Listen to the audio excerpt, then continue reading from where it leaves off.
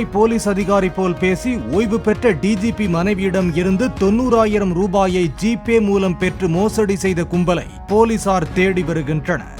சென்னை தியாகராய நகரில் வசிக்கும் மறைந்த டிஜிபி ஸ்ரீபாலின் மனைவி டாக்டர் கமலியை தொடர்பு கொண்ட நபர்கள் ட்ராய் மற்றும் அந்தேரி காவல் நிலைய அதிகாரி பேசுவதாக கூறியுள்ளனர். கமலியின் தொலைபேசி எண் மற்றும் ஆதார் கார்டு, வங்கி கணக்கு ஆகியவை சட்டவிரோத செயல்களுக்கு பயன்படுத்தப்பட்டுள்ளதாக தெரிவித்த அவர்கள் பண பரிவர்த்தனை விவரங்களை சரிபார்க்க குறிப்பிட்ட தொகையை அனுப்பி வைக்குமாறு கேட்டுள்ளனர். அதை நம்பி பணத்தை அனுப்பியதாக கமலி மாம்பலம் காவல் நிலையத்தில் புகார் அளித்துள்ளார்.